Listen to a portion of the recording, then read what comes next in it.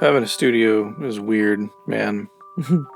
Trying to be so forward-thinking and analytical and business-minded when what we're dealing with on a day-to-day basis is so creative makes it really interesting, I think.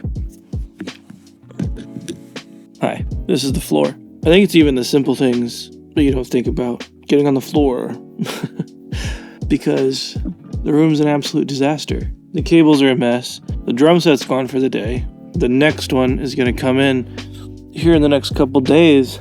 And there's this feeling of never getting to see the true fruits of your labor before you move on to the next big project. There's one band in, one band out, and you're doing all these creatively awesome things and pouring your heart as a producer and musician into these projects, and then they kind of just float away into the ether. I mean, don't get me wrong. This stuff is fun, and I don't know of a whole lot of careers where I could be as creatively fulfilled as this one, or as flexible as working for myself. But I think it's definitely something worth talking about, where when you do pour yourself so much into a creative job like this, it taxes you. And then you have to have the stamina and the drive and the want to start from zero as soon as you load in the next drum set or the next band or the next guitar session or the next vocal session or the next overdub thing. Whatever it is, you restart from zero every time.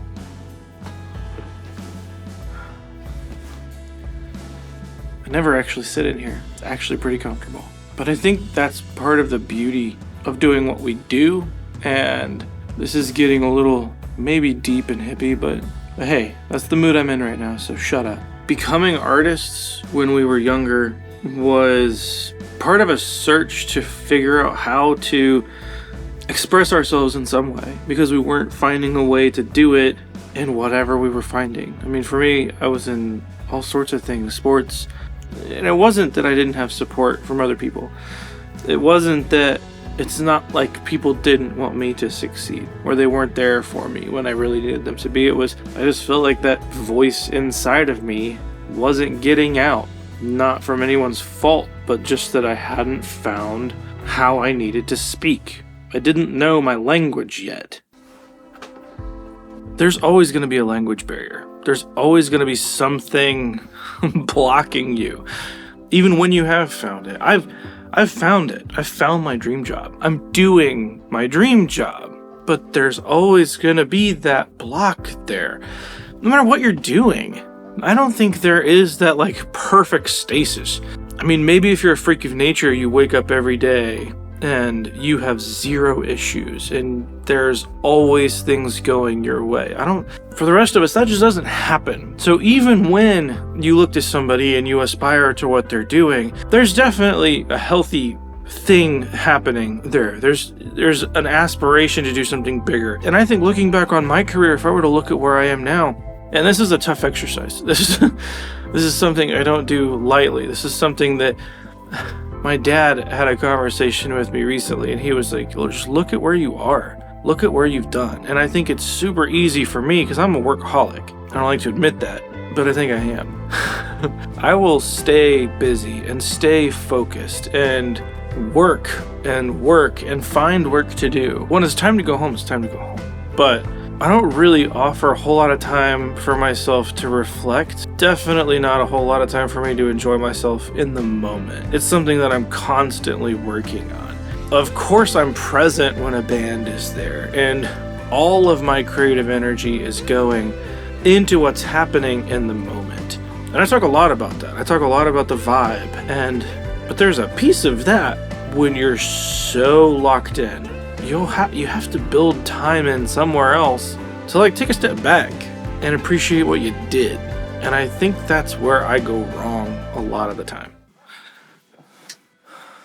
Because doing this for any amount of time and seeing any amount of success, you're always forced to...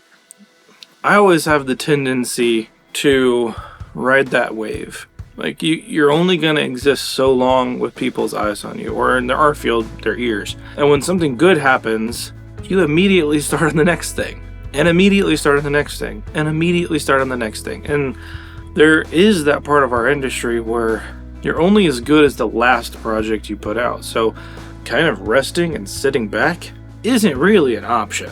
And it's easy to push and stress yourself out and never give yourself that rest and reflection that you need to look back on your body of work, or to look back on your career as a whole and go, man, I did all right.